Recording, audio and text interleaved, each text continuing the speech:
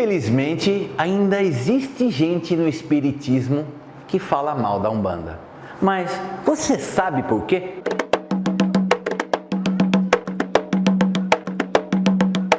Você já conhece a loja virtual Umbandiboa? Venha e faça-nos uma visita. umbandiboa.com.br. Um salve com muita alegria, família Umbandiboa! Todas as maiores e melhores bênçãos para todos nós, família! Que nosso Pai Oxalá, com os orixás, guias e protetores, nos abençoem, nos fortaleçam cada vez mais. Eu sempre digo, esse aqui é o melhor momento da minha semana. Esse momento que a gente para conversar, que eu tenho algum conteúdo interessante para trazer para vocês, que vai abrir a cabeça, que vai despertar. Nossa, como é gostoso poder abraçar vocês todos virtualmente. Se você é da família, já sabe. Clica no joia, dá o like pra gente, clica até ficar branquinho, até ficar preenchido o like, o joinha. E não esqueça de comentar, compartilhar se você chegou agora. Clique no botão vermelho inscrever-se, clica no sininho para receber as notificações e seja bem-vindo à família Umbandiboa. O nome do vídeo de hoje, o preconceito kardecista. Também é um vídeo que já estava aí na gaveta já há algum tempo, porque é impressionante a quantidade de coisas que a gente escuta, não somente do kardecismo, que o kardecismo fala mal, muita religião fala mal da Umbanda, mas eu fico assustado do kardecismo falar mal da Umbanda no século XXI, é uma coisa que não tem muito sentido na minha cabeça, entendeu? Mas ainda existe gente falando muito mal e que atiram pedra sem dó mesmo na religião de Umbanda. Mas eu acho que é importante a gente entender esses fenômenos, o porquê isso acontece, de onde isso surgiu. Por que eles se sentem tão à vontade para criticar a Umbanda? E para começar, eu acho que a primeira coisa que não dá para deixar de citar é essa história de falar assim, que o espírita, existe aqui no Brasil o espírita kardecista. Esse termo kardecista só existe no Brasil. Se for em qualquer outro lugar do mundo onde se trabalha, onde se cultua a doutrina espírita, existe o termo kardecista. Mas de onde surgiu esse termo kardecista e por que ele surgiu? Eu acho que acima de tudo a gente tem que entender que a Umbanda, quando nasce em 1908, o próprio caboclo das Sete Encruzilhadas, ele funda a tenda espírita Nossa Senhora da Piedade. Então o início da nossa Umbanda foi como se fosse um espiritismo que aceitava as manifestações de espíritos como caboclos e pretos velhos. A partir daí começam a aparecer termos, nomes como kardecista, mesa branca, porque o espírita raiz, o espírita que só segue a linha de Allan Kardec, aquele que vai no centro espírita, ele fala, não, o meu centro é mesa branca, eu sou kardecista. Para quê? Para justamente se separar dos espíritas de Umbanda. Olha que loucura. Então esse termo kardecista a gente usa para deixar bem claro que o kardecista é aquele que pratica o espiritismo de Allan Kardec na sua raiz e nada tem a ver com a nossa Umbanda. Como eu falei, a Umbanda começa como um espiritismo mesmo. É por isso que, apesar do nome Umbanda, era comum a gente usar essa terminologia de tenda espírita, sociedade espírita, centro espírita de Umbanda, também é uma coisa que a gente encontrava bastante. Porque era mesmo uma religião espírita mais aberta, com uma consciência mais aberta, que permitia a manifestação de caboclos e pretos velhos. Por quê? Porque lá no espiritismo raiz de Kardec, os pretos velhos e os caboclos no começo do século XX eram mandados embora, eles se manifestavam, eram mandados embora. E os médiuns que incorporavam esses espíritos eram acusados de baixo espiritismo. Então vamos lá.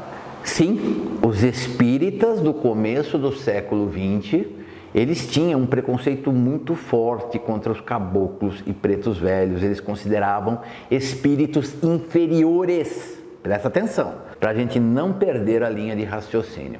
Agora, a gente sabe que todo esse fenômeno vem de uma elite brasileira que era já acostumada à escravidão, que já estava acostumada a inferiorizar, a enxergar com olhos tortos o índio e o preto encarnado. Será que tudo isso não foi uma transferência desse preconceito para os espíritos desencarnados desses trabalhadores astrais? Ou será que teve mais alguma coisa? Então vamos lá, né? Vamos relembrar. Isso aqui é aula de teologia da Umbanda, gente. A gente sabe que o Espiritismo foi criado na França por Allan Kardec na metade do século XIX. E quem foi que tinha condições de ir para a França para ter contato com essa doutrina, depois trazer essa doutrina para o Brasil? Só quem tinha muito dinheiro, né, gente? Eu ainda brinco, falo que Paris era a Miami da atualidade. O sonho de todo rico era ir a Paris, ir à França.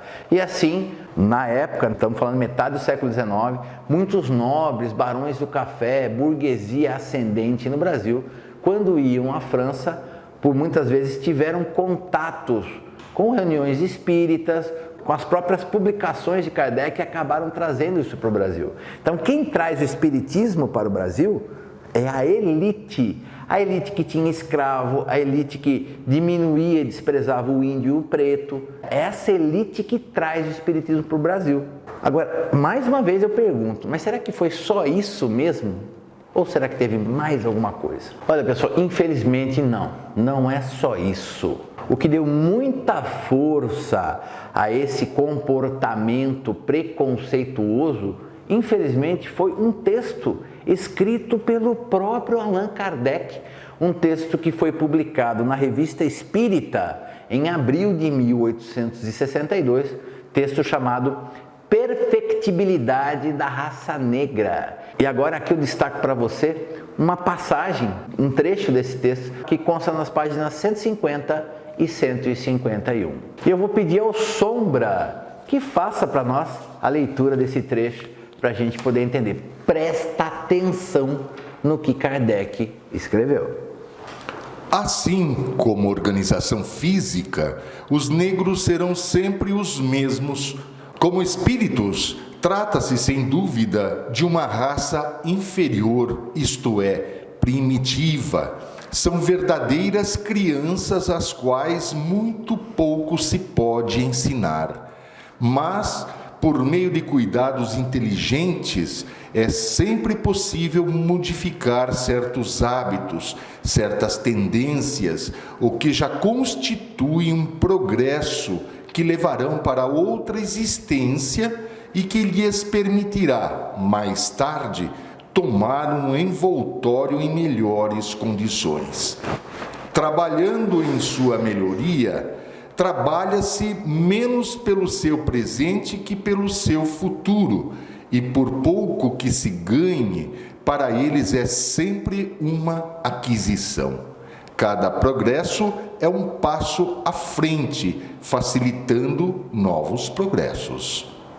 Difícil, né, gente? Difícil você entender Kardec falando assim que os negros enquanto espíritos são como crianças, que não adianta você querer ensinar muita coisa, que eles são limitados a aprender. É isso que a gente entende. Mas que valeria a pena a gente cuidar por meio de cuidados inteligentes, auxílio inteligente a esses espíritos, porque não agora para o presente não vai mudar nada, mas no futuro eles poderiam alcançar melhores envoltórios. O que ele quer dizer? Que o envoltório branco é melhor que o negro. Infelizmente não há outra coisa para se compreender desse texto. Diante disso, muitos de vocês devem estar estarrecidos.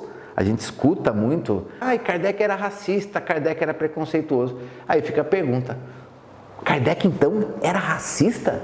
Não dá para responder essa pergunta de forma muito simples, mas vamos lá. A minha opinião, a minha visão sobre o assunto é o seguinte, Kardec não era racista na essência, mas certamente ele foi muito influenciado pelo pensamento da sua época. O século XIX foi uma explosão da ciência, né? Uma ciência que eclode, que explode com muita força e passa a ter muito respeito. Lembrando que o próprio Allan Kardec era um cientista, tanto que ele elaborou toda a doutrina espírita com métodos científicos, que não cabe eu dizer aqui, mas realmente foi um trabalho muito bonito de Kardec. A questão é o seguinte, no século XIX a ciência ela ainda estava engatinhando e ela queria achar resposta para tudo. E muitos cientistas renomados, eles se esforçavam em querer explicar por que que o negro era primitivo, por que que o negro era inferior, por que que o negro tinha que ter essa condição de escravo, sabe? Explicar o inexplicável. Em muitas dessas situações tem um trabalho que diz o quê? Que o cientista ele ia numa reunião científica e ele levava 2 crânios, um grande e um pequeno. Ele falava, esse crânio grande é de uma pessoa branca caucasiana, esse crânio pequeno é de um negro na mesma idade. Então ele falava o quê? Se o crânio já é pequeno, a massa encefálica, o cérebro é menor, então as qualidades, as virtudes, as potencialidades deste ser aqui é menor do que a do branco. São os verdadeiros absurdos do século XIX. E, inclusive, a gente vai colocar o link dessa edição da Revista Espírita aqui na descrição do nosso vídeo. E vocês vão poder até ler tudo na íntegra. E você vai ver muito que Kardec fala muito da frenologia. E a frenologia está ligada a essa ideia de que a ciência pode explicar, através da análise do corpo, muitas coisas, potencialidades, qualidades, virtudes, dons, vocações. A frenologia estava ligada a muito disso. E o Kardec, como cientista, viu um colega cientista falando isso, uma pessoa renomada, uma pessoa respeitada, ele fala, bom, deve estar certo. Então entenda como Kardec foi influenciado por seu tempo. Ele só seguiu aquilo que a ciência que ele tanto amava estava dizendo.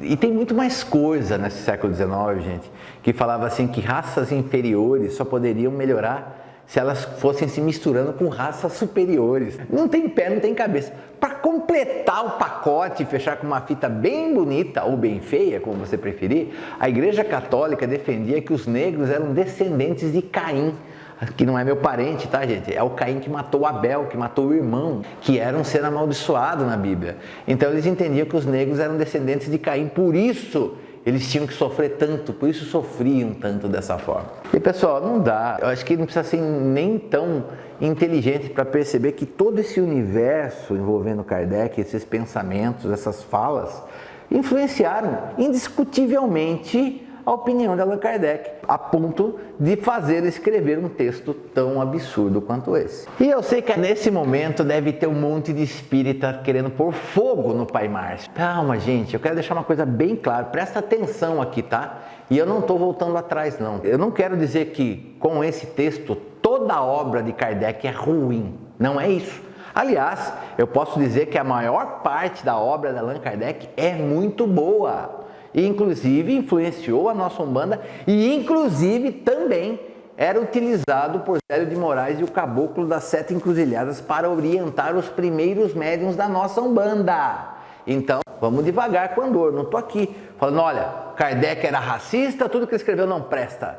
Esse foi um episódio na vida de Allan Kardec. Agora vem aqui, já existia no Brasil essa ideia fixa de que o índio e o negro eram seres inferiores, eram espíritos inferiores.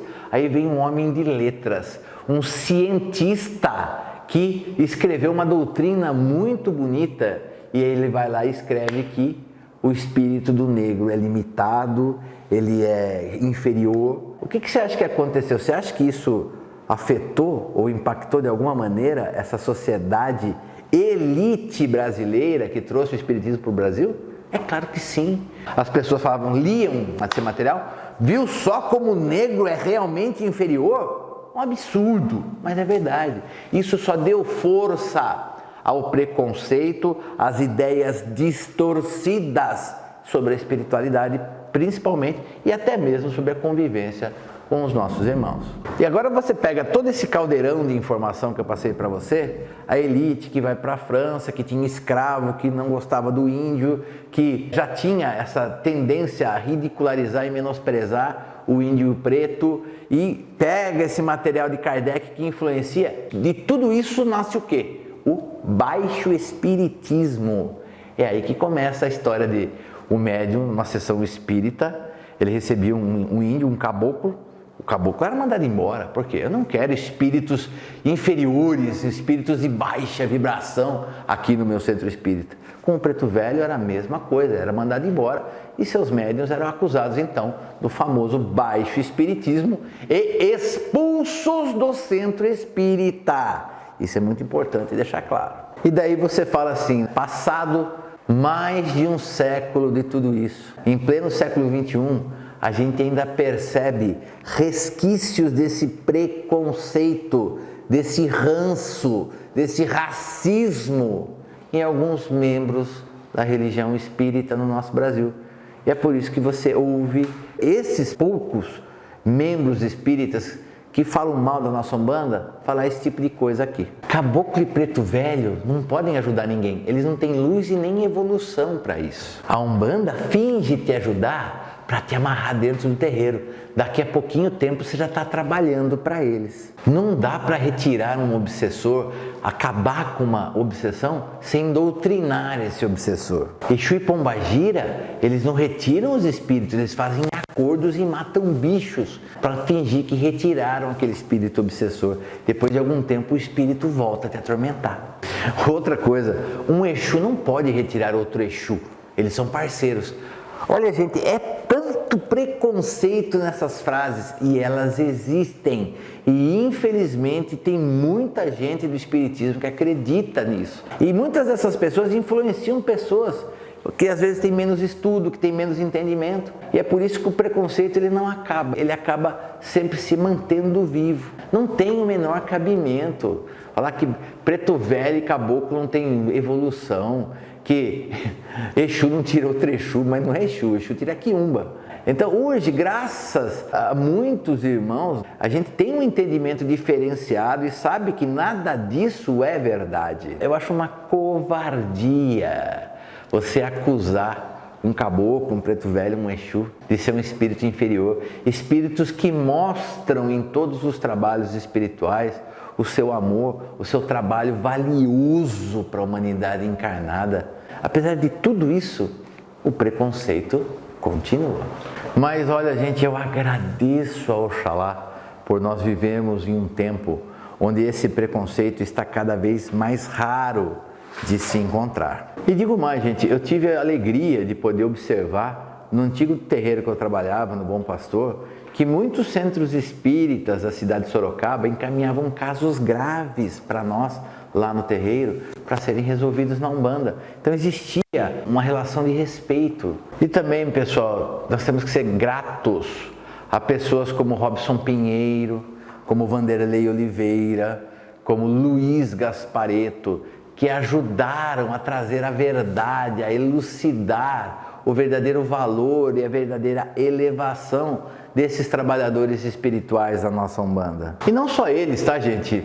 Tem muitos outros autores que colaboram, não só autores, dirigentes, muitas pessoas, tanto da Umbanda quanto do Espiritismo, que ajudam a desvelar, a retirar esse véu de ignorância sobre os trabalhadores como Caboclo, Preto Velho e Exu. É graças a essas pessoas que muitos espíritas kardecistas despertaram para a verdade dessas entidades. E pessoal, se você ouvir algum comentário ruim, alguma coisa disso que a gente já citou, alguma fala maldosa de alguém que é do espiritismo falando mal da nossa Umbanda, não faça eco, não responda. Primeiro que a ignorância merece o silêncio.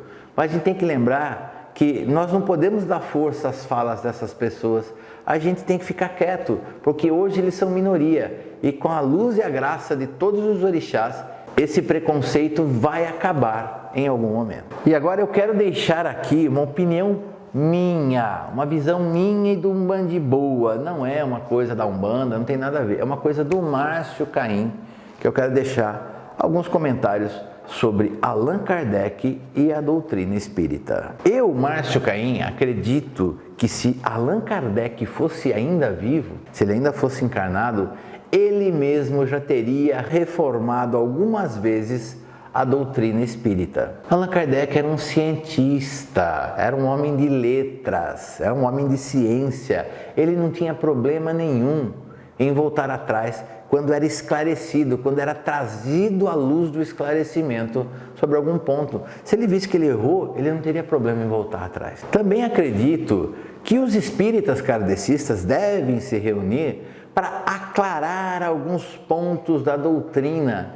Eu acho que é muito fácil fingir que algumas partes da doutrina espírita não existem, eles somente não são comentados. Mas eu acho que seria importante se reunir para esclarecer alguns pontos da doutrina espírita, até mesmo para ter uma nova visão, uma visão mais contemporânea de alguns pontos da doutrina. Mas tenha certeza, não são tantos pontos assim que precisam dessa intervenção. Ainda quanto à doutrina espírita, quando a gente fala doutrina espírita, são os principais livros de Allan Kardec: Livro dos Espíritos, Livro dos Médiuns, Evangelho segundo o Espiritismo, Entre o Céu e o Inferno, a Gênese.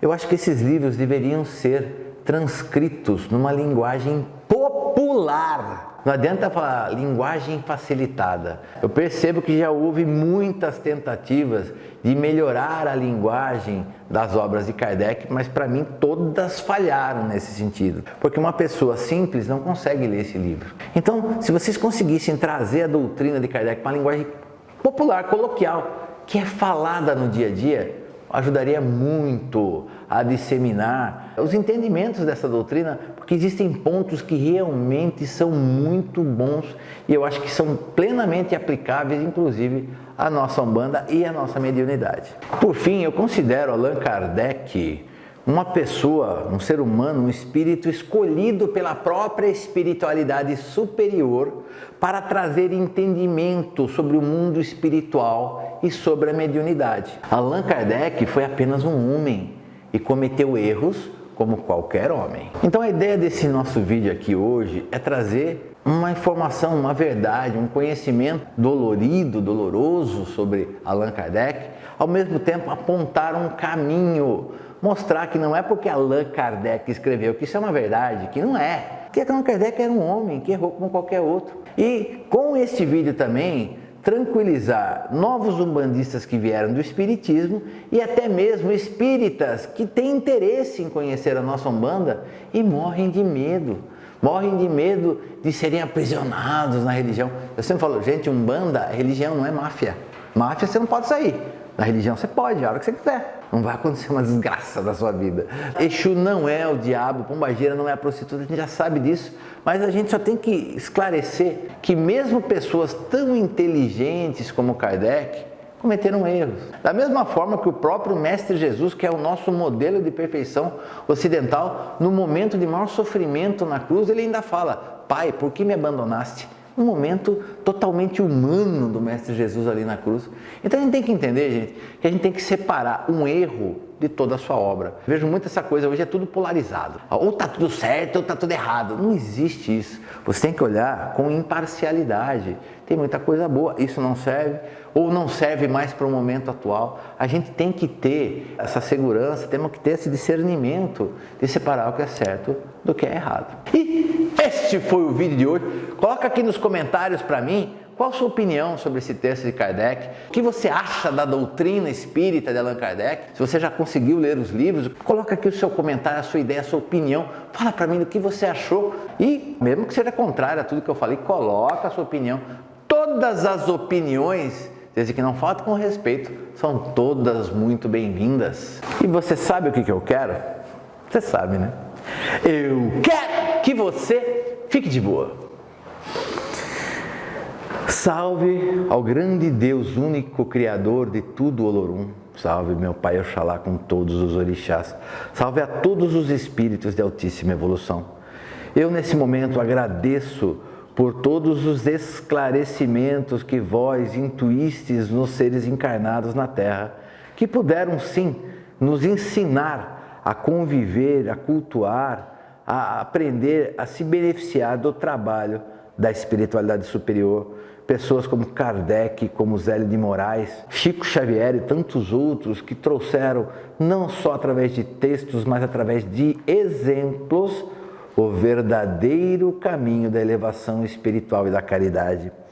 Por isso eu peço a todos os seres elevados que abençoem a pessoa que assiste esse vídeo nesse momento, abra sua mente de forma que nós possamos separar o que é certo do que é errado, que a gente possa enxergar os erros de um homem encarnado, que a gente possa aproveitar, usufruir e valorizar o trabalho que muitos seres elevados encarnados deixaram aqui para nós na Terra. E Pai, que você possa mandar cada vez mais enviados elevados, que nos tragam ainda mais conhecimento, ainda mais esclarecimento e que através de todo esse entendimento nós tenhamos cada vez mais saúde, proteção, paz, luz e prosperidade. A gente se assusta com cada coisa que a gente vê, mas é importante entender que foi apenas um episódio. Que Oxalá abençoe a todos e até a próxima.